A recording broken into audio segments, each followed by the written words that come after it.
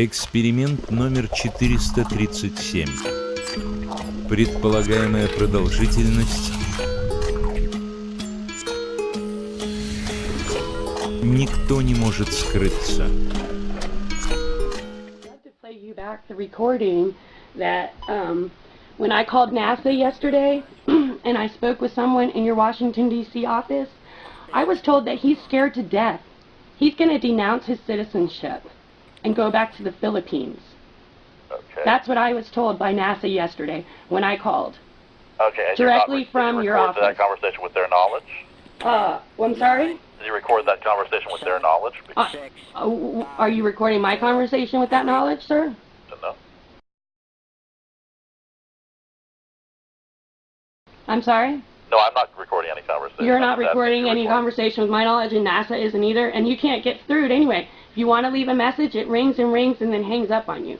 Same with Wallop Island. So I would love to leave a message there. Could you give me a direct answer? Because it says you're the scientist here on the NASA website. Yeah, I'm involved in the project, but... You are a scientist, so then, and you know that this is experimental, you've never done it before? No, it's been done in the 1970s, it's been done recently in the 1990s and 2000s. Oh, that's not what it said on this article here. 3, 2, 1, 0, plus 1, 2, 3, 4, 5, 6, 7, 8, 9, 10, 11, 12, 13, 14, 15. It hasn't been done since 1970, the lithium release in the daytime. Why would it be done now then, sir?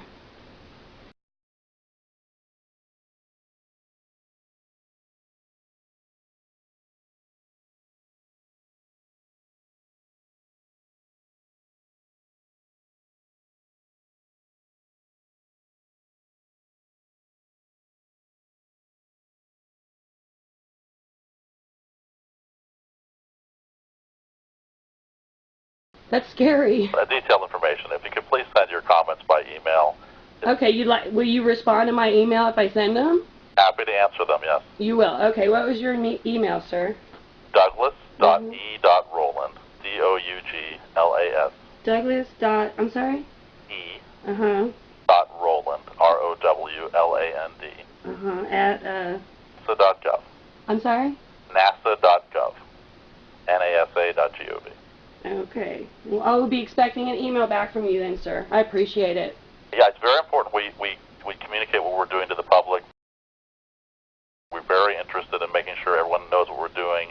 We're not, we're a civilian space agency dedicated to science and research and so on. So we're very, very keen to make sure that the taxpayers know what we're doing and everything. So. Well, you know, when the article came out in the major newspapers, including the Huffington Post, there was no mention of lithium. Not one. Not one mention of lithium. Until I heard the recording of the actual, I listened to it. I listened to the rockets go off. I had no idea there was going to be a lithium dispersed until I heard payload, lithium, disperse. Good indicators of chemical deploys. And lithium on Ontario Improved Divine have been deployed. Okay. RSO TDOSS request to declare the area clear and release the roadblocks.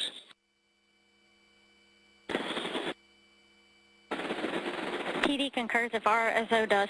RSO concurs. All right, copies. Yeah, the science team reports out that they do see the lithium trails. These lithium trails allow them to look at the winds and that of the ionosphere. And these winds are believed to be the carriers of the dynamic. Well, make sure everyone knows that we see the lithium from the airplane. Roger that. We've got good sine waves on the electric field. PI copies. Right. There was lithium dispersed, and I'd be happy to talk to you about it. I think you might be under some misconceptions about what we're doing, but I'm happy to tell you any details that you need. Well, I know that it says in your article that you're doing it for communications. Okay, I'm happy to talk to you more about it. There are many reasons we're doing it. Okay. We don't understand how the wind in the upper atmosphere moves. Mm-hmm. In these chemtrails, there's different kinds of chemtrails, as you probably know. Different trails at night we use and different trails during the day. The wind blows them around. They glow either on their own or from scattered sunlight. We take pictures and we can see how the wind trail moves around and use that to infer what the wind is. Just like if you were taking a picture of an airplane contrail, you can use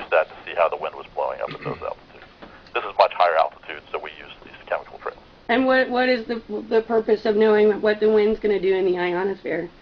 The purpose is the ionosphere is really to understand our planet. It's very fundamental science. We're trying to understand every day. We know there's electric currents that flow over the head. They're just naturally there. They've been there for ever since the Earth had an atmosphere and a magnetic field. And the wind is driven by the sun. The sun heats the atmosphere. The wind blows, and every day that wind drives an electric current. And we're trying to understand what causes that. Essentially, how does it work in detail?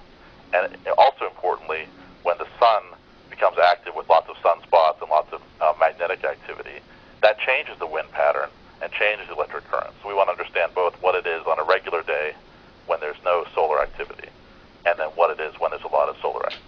Is there some other kind of a way that you can use it without dispersing the lithium?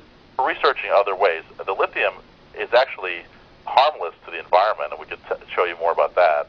But it is tricky to use because it's very faint. You can't see it with your naked eye. You have to, have special cameras to see it and so on.